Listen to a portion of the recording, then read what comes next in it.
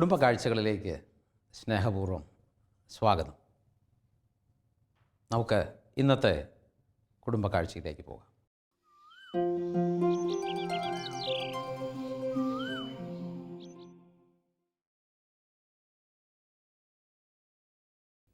ഒന്ന് വേഗം വാ.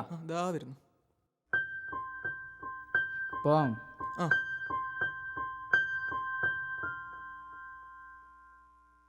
നിങ്ങൾ ഇറങ്ങിയോ? പള്ളി പോ സമയമായി. എന്നും പള്ളിയിൽ പോയി ഞങ്ങളെ പഠിപ്പിച്ചു. അപ്പയ്ക്ക് എന്ത് പറ്റി?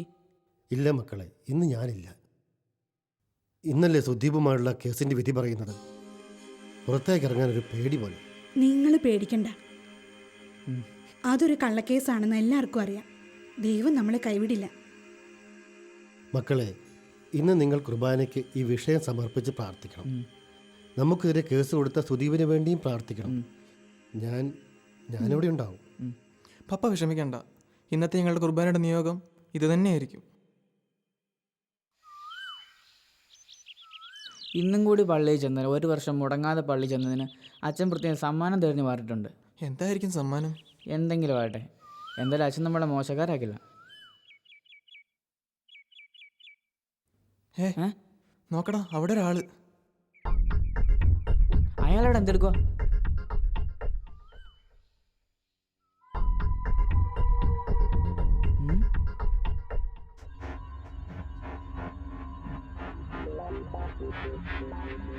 എടാ, അയാളെ ചേച്ചീനാണോ നോക്കുന്നേ?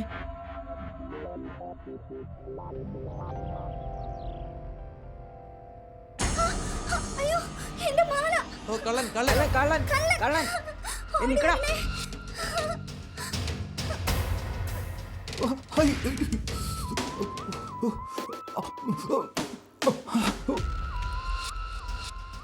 ചേച്ചി വാ, നമുക്ക് ഹോസ്പിറ്റലിൽ പോവാം.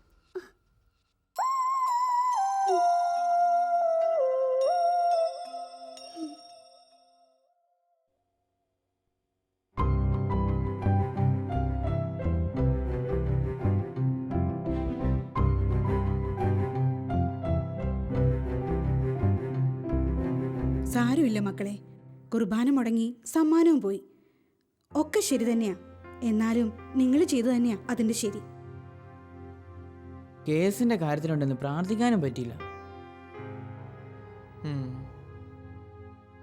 എന്തൊക്കെ നഷ്ടപ്പെട്ടാലും ദൈവവിശ്വാസത്തിലും ദൈവഭയത്തിലും വളരാനാണ് നിങ്ങൾ ആദ്യം ശ്രമിക്കേണ്ടത്. ബാക്കിയെല്ലാം ദൈവം കൂട്ടിച്ചേർത്തോളൂ.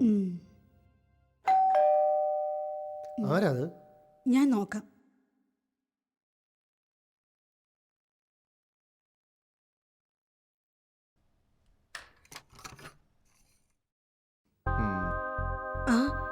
അച്ഛനോ? കേറി വാ അച്ഛാ. സ്തുതിയായിരിക്കട്ടെ അച്ഛൻ.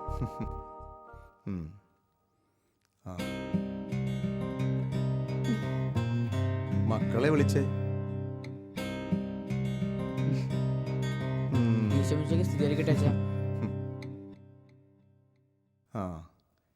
ഇതാ നിങ്ങളുടെ സമ്മാനം.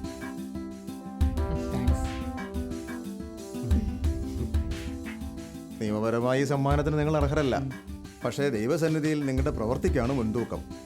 ബൈബിളിലെ നല്ല സമറിയാക്കാരൻ്റെ ഉപമയോടാണ് ഞാനിതിനെ കാണുന്നത്.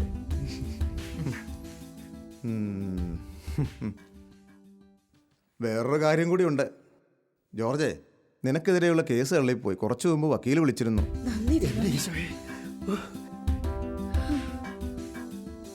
ദൈവവിശ്വാസത്തിൽ അടിയുറച്ച് വളരാൻ നീ നിന്റെ മക്കളെ പരിശീലിപ്പിച്ചു. അതുകൊണ്ട് തന്നെ ദൈവത്തിന് നിങ്ങളുടെ കാര്യം നോക്കാതിരിക്കാൻ പറ്റുമോ? നിന്റെ എല്ലാ കാര്യത്തിലും ദൈവം അതീവ ശ്രദ്ധാലുവാണ്.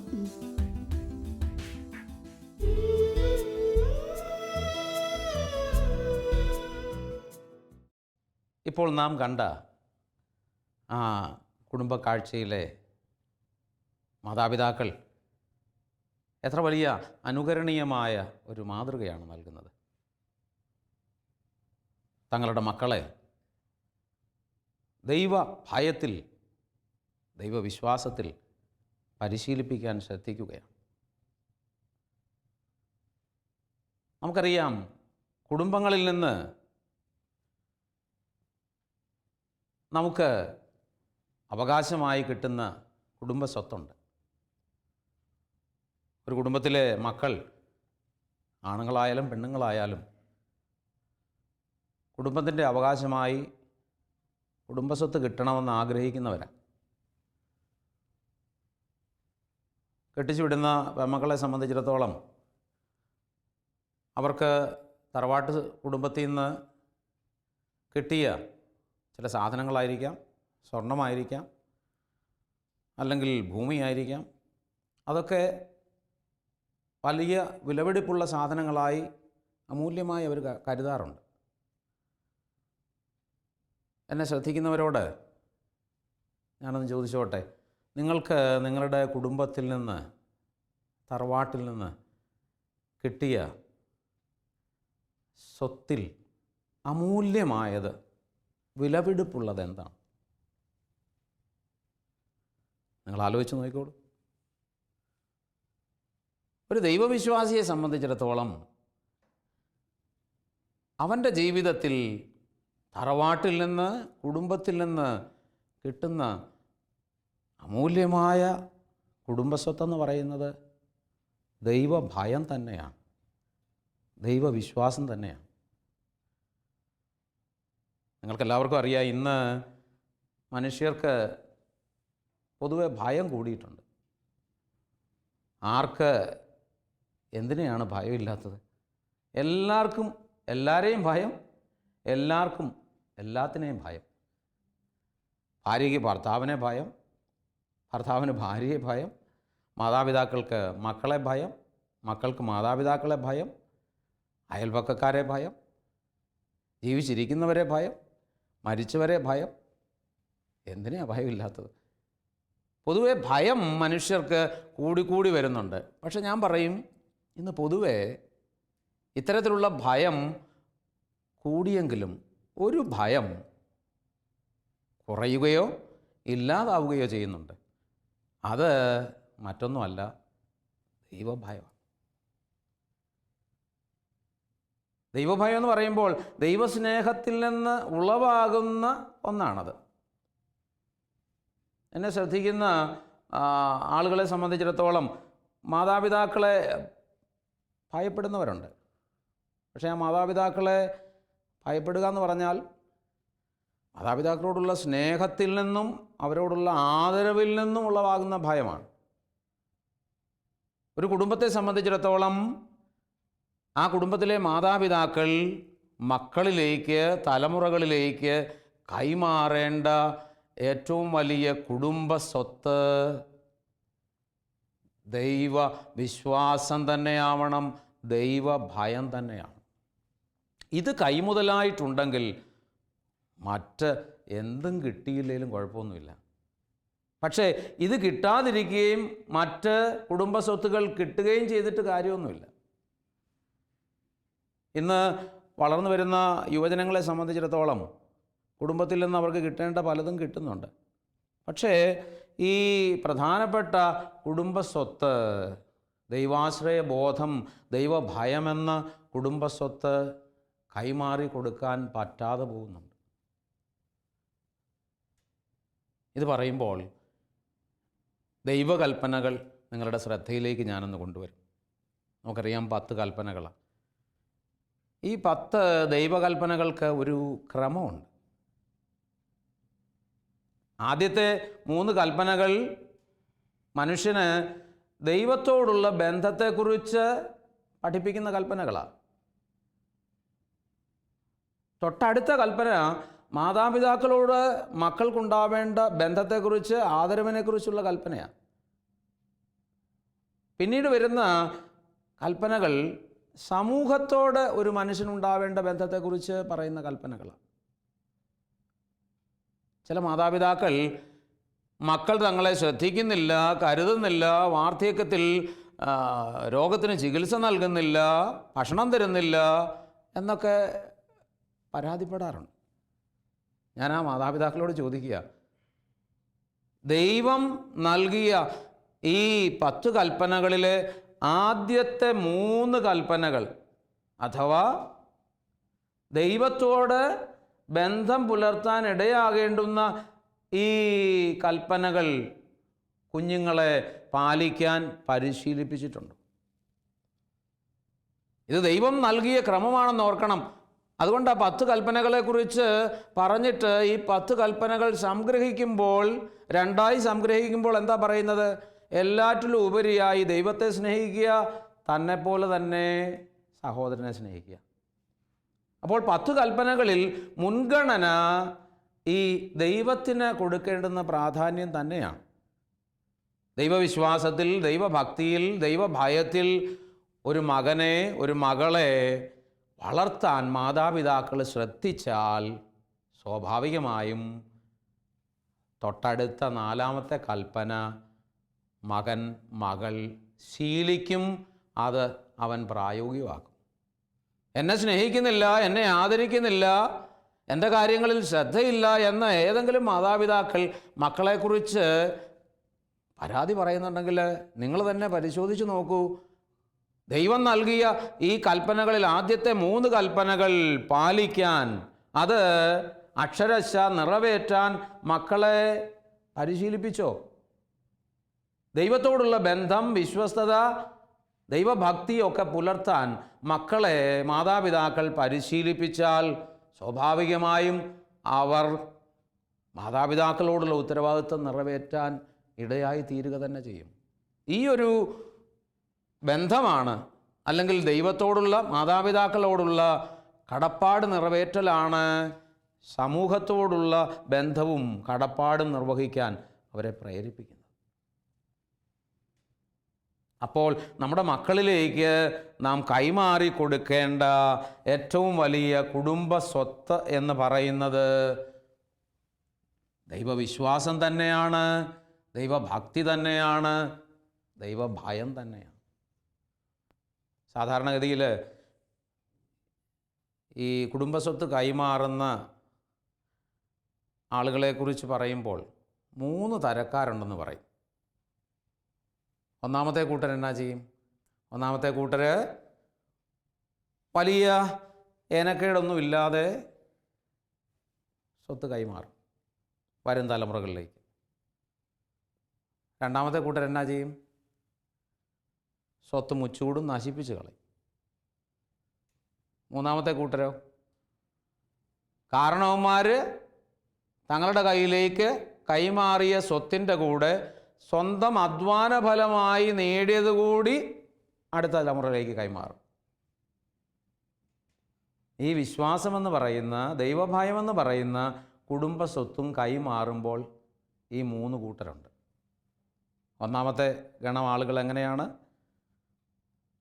കുടുംബസ്വത്ത് വലിയ കുഴപ്പമൊന്നുമില്ലാതെ, കുറവൊന്നും കൂടാതെ അടുത്ത തലമുറയ്ക്ക് കൈമാറുന്നു. രണ്ടാമത്തെ കൂട്ടർ നശിപ്പിച്ച് കളയുന്നു. മൂന്നാമത്തെ കൂട്ടർ സ്വന്തം അധ്വാനം വഴി ഉണ്ടാക്കിയതും കൂടെ കൂട്ടിച്ചേർത്ത് വരും തലമുറയ്ക്ക് കൈമാറുന്നു.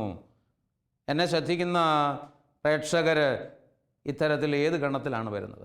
വിശ്വാസമെന്ന് പറയുന്ന കുടുംബസ്വത്ത് നിങ്ങളുടെ മക്കളിലേക്ക്, മക്കളുടെ മക്കളിലേക്ക്, തലമുറകളിലേക്ക് കൈമാറിയപ്പോൾ നിങ്ങളുടെ ദൈവാനുഭവവും നിങ്ങളുടെ ദൈവവിശ്വാസവും കൂടെ ചേർത്ത് വരും തലമുറയിലേക്ക് കൈമാറാൻ പറ്റിയിട്ടുണ്ടോ? അതോ കഴിഞ്ഞ തലമുറയിൽ നിന്ന് കിട്ടിയത് വലിയ കുഴപ്പമൊന്നുമില്ലാതെ ഏതാണ്ട് ഛർദ്ദിച്ച് നൽകുന്നത് പോലെ നൽകുകയാണോ ചെയ്തിരിക്കുന്നത്? എനിക്കെൻ്റെ വല്യപ്പനും അപ്പനും തന്നു, നിനക്ക് ഞാൻ കുഴപ്പം കൂടാതെ കൈമാറിത്തരുന്നു, അങ്ങനെയുള്ള ഒരു തലത്തിലേക്കാണോ പോയത്?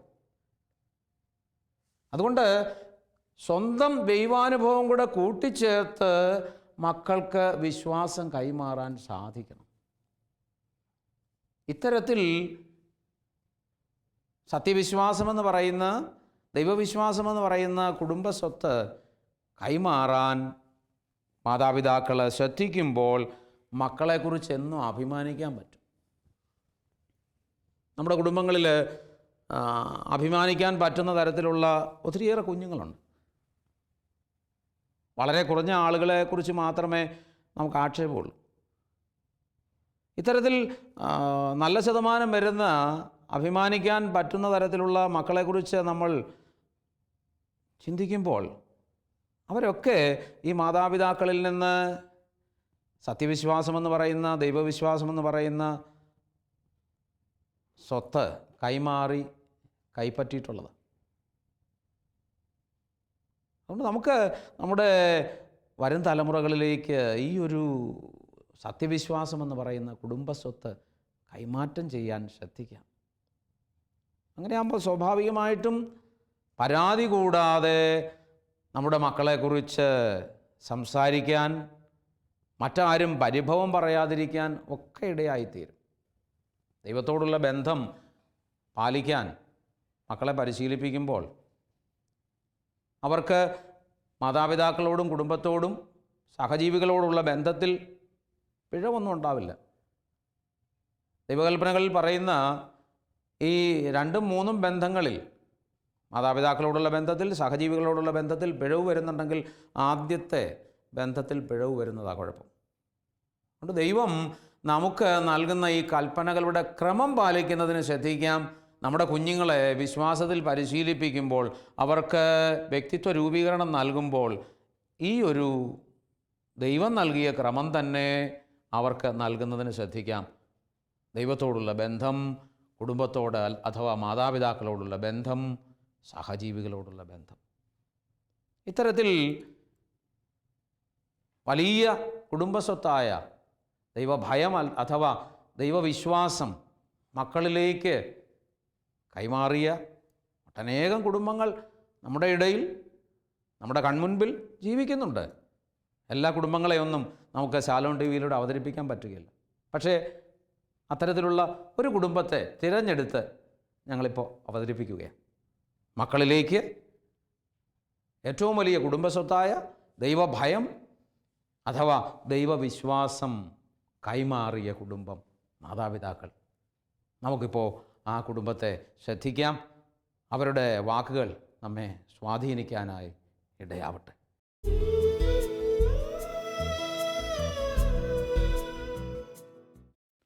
നമ്മളിപ്പോൾ വന്നുചേർന്നിരിക്കുന്നത് കോട്ടയം ജില്ലയിലെ അതിരമ്പുഴയിലെ കുളംകുത്തിയിൽ ഭവനത്തിലാണ്. ഈ കുടുംബത്തെ നമുക്കൊന്ന് പരിചയപ്പെടാം. എൻ്റെ പേര് ഔസേബ് ബച്ചാൻ, ഭാര്യ ആൻസി.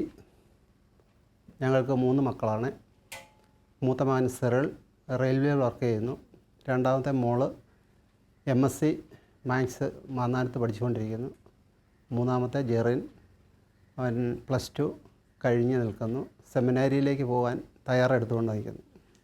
ഇളയ മകൻ സെമിനാരിയിലേക്ക് പോകുമ്പോൾ നിങ്ങളതിനെ എങ്ങനെ നോക്കിക്കാണുന്നു? സന്തോഷത്തോടെയാണോ? ഞങ്ങൾ വളരെ സന്തോഷത്തോടെയാണ് നോക്കിക്കാണുന്നത്. ദൈവത്തിന് വേണ്ടി വേല ചെയ്യുന്നതിന് ഒരു മകനെ ഞങ്ങൾ ദാനമായി കൊടുക്കാൻ തീരുമാനിച്ചിരിക്കുകയാണ്. ഈ വിശ്വാസം മക്കൾക്ക് പകർന്നു കൊടുക്കുവാനായിട്ട് നിങ്ങൾക്ക് പ്രചോദനമായത് എന്താണ്? ഞങ്ങളുടെ മാതാപിതാക്കന്മാരുടെ പ്രാർത്ഥനയും വിശ്വാസവും അതുപോലെ തന്നെ ഞങ്ങൾ ജീവിച്ചു പോന്നു. അതുപോലെ ഞങ്ങൾ മക്കളെ അതുപോലെ വളർത്തി. ദേവമാലയിലും മാതാവിനോട് നമ്മളെ വിഷമങ്ങളും വരുമ്പോഴും എപ്പോഴും മാതാവിനോട് പ്രാർത്ഥിക്കുകയും, പിന്നെ കർണക്കൊന്തയിൽ പിന്നെ പറ്റുന്ന ഇത് എല്ലാ ദിവസവും നിത്യാരാധനയൊക്കെ പോയി പ്രാർത്ഥിക്കുകയും, എല്ലാ ദിവസവും കുർബാന കാണാനൊക്കെ പോകും. എല്ലാവരും കൂടെ പോകാൻ പറ്റിയില്ലെങ്കിൽ അതനുസരിച്ച് കുറച്ച് പേരെങ്കിലും പോവും. മക്കൾക്ക് വിശ്വാസം കൈമാറി കൊടുക്കാനായിട്ട് പ്രചോദനമായത് എന്താണ്? ഞങ്ങളുടെ മാതാപിതാക്കന്മാരിൽ നിന്നും ഞങ്ങൾക്ക് പകർന്നു തന്ന ആ ദൈവവിശ്വാസത്തിൽ ഞങ്ങളും തുടർന്നു പോകുന്നു. അതുപോലെ മക്കളിലേക്കും ആ വിശ്വാസം ഞങ്ങൾ പകർന്നു കൊടുത്തുകൊണ്ടിരിക്കുന്നു. മാതാപിതാക്കളിൽ നിന്ന് നിങ്ങൾക്ക് വിശ്വാസം പകർന്നു കിട്ടിയതിനെക്കുറിച്ച് എന്തെങ്കിലും ഒരു അനുഭവം പറയാനുണ്ടോ? ഞങ്ങളുടെ തറവാട് വീടാണ് ഇവിടെ. ഞങ്ങളുടെ അപ്പനും അമ്മയും, അപ്പൻ്റെ സഹോദരൻ മക്കളില്ലായിരുന്നു, സഹോദരനും ഭാര്യയും ഒന്നിച്ചാണ് ഞങ്ങളൊരു കൂട്ടുകുടുംബം എന്നതുപോലെ തന്നെയാണ് ഇവിടെ ജീവിച്ചിരുന്നത്. വളരെ സന്തോഷത്തോടും സമാധാനത്തോടുകൂടിയാണ് ഞങ്ങൾ കഴിഞ്ഞിരുന്നത്. ആ മക്കളെയും സ്വന്തം മക്കളായിട്ടാണ് അവർ കണ്ടിരുന്നത്. പ്രാർത്ഥനയിലേക്ക് നിങ്ങളെ കൂടുതൽ നയിച്ചത് മാതാപിതാക്കളിൽ നിന്നുള്ള ഏത് തരത്തിലുള്ള പ്രവൃത്തികളാണ്? അവർ സന്ധ്യാ പ്രാർത്ഥന ഒരു ദിവസം പോലും മുടക്കാതെ മുട്ടുമേൽ നിന്നാണ് ഞങ്ങളെ ശീലിപ്പിച്ചിരുന്നത്. അത് ഞങ്ങളുടെ തലമുറയിലും മക്കളിലേക്ക് അത് പകർന്നു കൊടുത്തുകൊണ്ടിരിക്കുന്നു. കഴിയുന്ന എല്ലാ ദിവസങ്ങളിലും ഞങ്ങളെല്ലാവരും പള്ളിയിൽ പോയി കുർബാന ദിവ്യബലിയിൽ സംബന്ധിക്കുവാനും ശ്രദ്ധിക്കുന്നു. ചേച്ചിയുടെ വീട്ടിലെ അനുഭവം കൂടെ ഒന്ന് പറയൂ. എൻ്റെ വീട്ടിൽ അതുപോലെ തന്നെ സന്ധ്യ 7 മണിയാകുമ്പം എല്ലാവരും മുട്ടുന്ന കുരിശ് വരെയും എല്ലാം ജീവനെ പോലെ പള്ളിയിലും എല്ലാ ദിവസവും പറ്റുന്ന ഒരു എല്ലാവരും പോകാൻ പറ്റിയില്ലെങ്കിലും പറ്റുന്ന ആൾക്കാരൊക്കെ കൂടെ പള്ളിയിൽ പോകും. മക്കളെ വിശ്വാസത്തിൽ വളർത്തുവാനായിട്ട് നിങ്ങളിൽ നിന്ന് എന്ത് പ്രചോദനമാണ് ഉണ്ടായിട്ടുള്ളത്? ഞങ്ങളിൽ നിന്ന് പറയുകയാണെങ്കിൽ നമ്മൾ പിള്ളേരെ ബുദ്ധിമുട്ടും പ്രയാസമൊക്കെ ഉണ്ടാകുമ്പോൾ നമ്മൾ ദൈവത്തോട് കൂടുതൽ അടുക്കണം. നമ്മൾ എന്നാ വിഷമം വന്നാലും അകലാൻ പാടില്ല. നമ്മൾ പ്രാർത്ഥനയിലും വിശ്വാസത്തിലും കൂടുതൽ വളരാനായിട്ട് പിള്ളേരെ നിർബന്ധിച്ച് അതുപോലെ വളർത്തിയിട്ടുണ്ട്. എല്ലാവരും കൂടി ഒന്നിച്ച് കുരിശുവരെ പ്രാർത്ഥനയൊക്കെ ചെല്ലും. പിന്നെ എല്ലാ ദിവസവും പള്ളിയിൽ പോകാൻ ഞായറാഴ്ച ദിവസം മുടക്കിയിട്ടില്ല. പിന്നെ എല്ലാ ദിവസവും പള്ളിയിൽ പോകാൻ സാധിച്ചില്ലെങ്കിൽ പറ്റുന്നവരെങ്കിലും എല്ലാ ദിവസവും പള്ളിയിൽ പോകും. ജീവിതത്തിൽ കുടുംബജീവിതം മുമ്പോട്ട് പോകുമ്പോൾ ചിലപ്പോൾ ഒരുപാട് വിഷമതകളൊക്കെ കടന്നു വരാം. അപ്പോൾ നിങ്ങൾക്ക് എപ്പോഴെങ്കിലും ഈ വിശ്വാസത്തിൽ നിന്ന് വഴിമാറി പോകാനുള്ള ഒരു സാഹചര്യം ഉണ്ടായിട്ടുണ്ടോ? ഒരിക്കലും ഇല്ല. ഉണ്ടെങ്കിലും നമ്മൾ അന്നേരം പ്രാർത്ഥനയിൽ കൂടുതലും മാതാവിനോട് മുറുക്കെ പിടിച്ച് ജപമാല ചൊല്ലി ആ വിഷമങ്ങളും പ്രയാസങ്ങളും മാറ്റി മാതാവ് മാറ്റിത്തരും ഞങ്ങൾക്ക് അന്നേരം.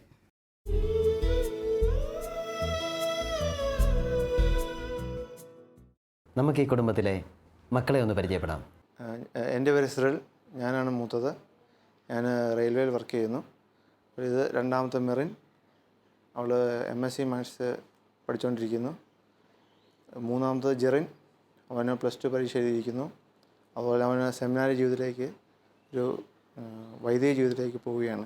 ചാച്ചൻ നേരത്തെ പറഞ്ഞിരുന്നു ഇളയ മകൻ സെമിനാരിലേക്ക് പോകാമെന്ന്. ഈ സെമിനാരി ജീവിതം തിരഞ്ഞെടുക്കാനായിട്ടുള്ള പ്രചോദനം എന്താണ്? ഈശോയ്ക്ക് വേണ്ടി വേല ചെയ്യണമെന്ന് എനിക്ക് ചെറുപ്പം മുതലേ ആഗ്രഹമുള്ളതാണ്.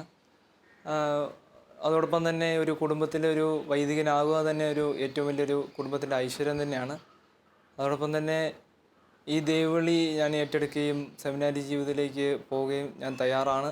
ജെറിൻ്റെ പ്രായത്തിലുള്ള കുട്ടികൾ ദൈവവിളിയിലേക്ക് കടന്നു വരിക വളരെ കുറച്ച് മാത്രമേ ഉള്ളൂ. അപ്പോൾ ഈ ഒരു പ്രായത്തിൽ ജെറിന് ദൈവവിളിയിലേക്ക് തന്നെ പോകാമെന്നുള്ളൊരു ആഗ്രഹം ഉണ്ടായതും അങ്ങനെ ഒരു തീരുമാനമെടുക്കുന്നതിനും പിന്നിലുള്ള കാരണം എന്താണ്?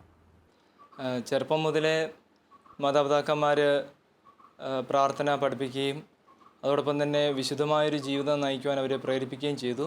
അതോടൊപ്പം തന്നെ പ്രാർത്ഥന നല്ലപോലെ പ്രാർത്ഥനയിലൂടെ വളരുവാനും അതോടൊപ്പം തന്നെ ആ പ്രാർത്ഥനാ ജീവിതം നയിക്കുവാനുള്ള ഒരു വലിയൊരു കൃപാവരം കർത്താവ് നൽകിയിട്ടുണ്ട്. ദൈവവും ദൈവവിശ്വാസവും ഒക്കെ ജീവിതത്തിൽ എത്രമാത്രം ഗുണം ചെയ്തിട്ടുണ്ട്? ഒത്തിരി ഗുണം ചെയ്തിട്ടുണ്ട്. ഇപ്പം എന്താ പണ്ട് മുതലേ ഇങ്ങനെ പള്ളിയിൽ പോയി പ്രാർത്ഥനാ ശൈലികളും പ്രാർത്ഥിക്കുകയും കുർബാനയിൽ പങ്കെടുക്കുകയും അതുപോലെ തന്നെ കഴിവതും സന്ധ്യാപ്രാർത്ഥന കൂടുകയും ഞങ്ങൾ മുട്ടയെന്ന് പ്രാർത്ഥിക്കുകയൊക്കെ ചെയ്യുന്നുണ്ട്. ദൈവവിശ്വാസത്തിലും ദൈവഭയത്തിലും മുമ്പോട്ട് പോകുന്നതിനെക്കുറിച്ച് മെറിൻ്റെ അഭിപ്രായം എന്താണ്? ചെറുപ്പം മുതലേ ഞങ്ങളെ മാതാപിതാക്കൾ നല്ല ദൈവവിശ്വാസത്തിലാണ് ഞങ്ങൾ വളർത്തിയത്. എല്ലാ ദിവസവും ദിവ്യബലി അർപ്പിക്കാൻ ഞങ്ങളെ പറഞ്ഞു വിടുകയും അതുപോലെ തന്നെ എല്ലാ ദിവസവും സന്ധ്യാപ്രാർത്ഥനകളിൽ സംബന്ധിക്കാൻ ഞങ്ങളെ പ്രചോദിപ്പിക്കുകയും ചെയ്തിട്ടുണ്ട്. ചെറുപ്പത്തിൽ ഇപ്പോൾ അവധിക്കാല സമയത്ത് ഞങ്ങൾ ധ്യാനത്തിന് വിടുകയും അതുപോലെ തന്നെ പഠന സമയങ്ങളിൽ പഠിക്കാൻ ആരംഭിക്കുമ്പോൾ ഞങ്ങളെ സങ്കീർത്തനങ്ങൾ 91 ഞങ്ങളെ ചൊല്ലിപ്പിച്ച് ഞങ്ങളെ പഠിക്കാൻ വേണ്ടി ഞങ്ങളെ വിടുന്നത്. ജീവിതത്തിൽ വിശ്വാസത്തെ മുറുകെ പിടിക്കുവാൻ പ്രചോദനമായ സംഭവങ്ങൾ എന്തൊക്കെയാണ്? ഈ ഇടയ്ക്ക് ഞാനും എൻ്റെ അനുജനും വിശ്വനാട് സന്ദർശിക്കാൻ ഇടയായി. അതാണ് എനിക്ക് ഏറ്റവും കൂടുതൽ പ്രചോദനമായി തോന്നിയത്. അവിടെ പോകാൻ സാധിച്ചത് തന്നെ ഒരു വലിയൊരു ദൈവാനുഭവമാണ്. ചെറുപ്പം മുതലേ മാതാപിതാക്കളെ ഞങ്ങളുടെ ജീവിതത്തിൽ ഒത്തിരി ഞങ്ങളെ സ്വാധീനിച്ചിട്ടുണ്ട്. അവരുടെ ജീവിതമാണ് അവർ ജീവിക്കുന്നത് കണ്ടാണ് ഞങ്ങൾ ജീവിക്കുന്നത്. അവരുടെ ജീവിതത്തിൽ ഒരു വഴക്കോ ഒരു പ്രശ്നങ്ങളോ ഒന്നും ഞങ്ങൾ ഇതുവരെ കണ്ടിട്ടില്ല. അത് ഞങ്ങൾക്ക് ഒത്തിരി ജീവിതത്തിൽ പ്രചോദനമായിട്ടുണ്ട്. അതുപോലെ തന്നെ ഇപ്പം ചെറുപ്പത്തിൽ ഞങ്ങൾ ഇപ്പോഴാണെങ്കിലും പഠിക്കുന്ന സമയത്ത് പഠിക്കുന്നതിന് മുമ്പ് പ്രാർത്ഥനയിലൂടെയാണ് ഞങ്ങൾ ആരംഭിക്കുന്നത്. അതുപോലെ തന്നെ ഇപ്പം ഒരു യാത്രയ്ക്ക് പോവുകയാണെങ്കിലും എപ്പോഴും ദൈവത്തിൽ ആശ്രയിച്ചാണ് ഞങ്ങളുടെ ജീവിതത്തിൽ എപ്പോഴും ഞങ്ങൾ മുന്നോട്ട് പോകുന്നത്. വിശ്വാസത്തിൽ തന്നെ മുമ്പോട്ട് പോകാനുള്ള പ്രചോദനം എന്താണ്? ചെറുപ്പം മുതലേ ഞങ്ങളെ നല്ല രീതിയിൽ കുടുംബ പ്രാർത്ഥനകളിലൊക്കെ അപ്പനും അമ്മയും ഞങ്ങളെ പ്രാർത്ഥന ശൈലിയിൽ എടുത്തിട്ടുണ്ടായിരുന്നു. അതുപോലെ തന്നെ എത്ര തിരക്കുണ്ടെങ്കിൽ പോലും കുടുംബ പ്രാർത്ഥന പങ്കെടുക്കാതെ ഒരിടത്തും പോകാറില്ല. 7 മണിക്ക് ഇവിടെ പള്ളിയിൽ മണിയടിച്ചാൽ അന്നേരം തന്നെ കുടുംബ പ്രാർത്ഥന നടക്കുന്നുണ്ട്.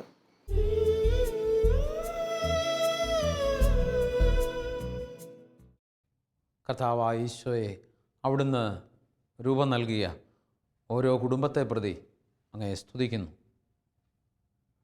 ഒരു കുടുംബത്തിൽ നിന്ന് വരും തലമുറകളിലേക്ക് കൈമാറേണ്ടുന്ന ഏറ്റവും വലിയ കുടുംബസ്വത്ത് സത്യവിശ്വാസമാണെന്ന്, ദൈവഭയമാണെന്ന് മക്കൾ മനസ്സിലാകത്തക്ക വിധം അവിടുന്ന് മാതാപിതാക്കൾക്ക് കൃപ നൽകണമേ എന്ന് പ്രാർത്ഥിക്കുന്നു.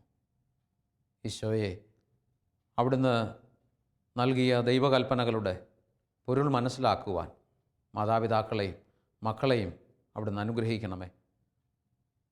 ദൈവകൽപ്പനകളിൽ അവിടുന്ന് പ്രാധാന്യം കൊടുക്കുന്ന അവിടുത്തോടുള്ള ബന്ധം പുലർത്തൽ മക്കൾക്ക് പാലിക്കാൻ തക്ക വിധം മാതാപിതാക്കളെയും അവിടുന്ന് അവിടുത്തെ കൃപയാൽ ഉത്തേജിപ്പിക്കണമേ എന്ന് പ്രാർത്ഥിക്കുന്നു. മക്കളിലേക്ക് ദൈവവിശ്വാസമെന്ന വലിയ കുടുംബസ്വത്ത് കൈമാറാൻ മാതാപിതാക്കളെ അവിടുന്ന് യോഗ്യരാക്കി തീർക്കണമേ. ഞങ്ങളുടെ എല്ലാ കുടുംബങ്ങളെയും അവിടുത്തെ തിരുഹൃദയത്തിൽ ഞങ്ങൾ സമർപ്പിക്കുന്നു. തിരുഹൃദയമേ, തിരുഹൃദയമേ, ഞങ്ങളുടെ വീടിനെ കാക്കണേ. തിരുഹൃദയത്തിൽ തവ ഹൃദയത്തിൽ ഒരു പുണ്യസൂനമായി ചേർക്കണേ. യേശുവേ മിശിഹായ്ക്ക് സ്തുതിയായി.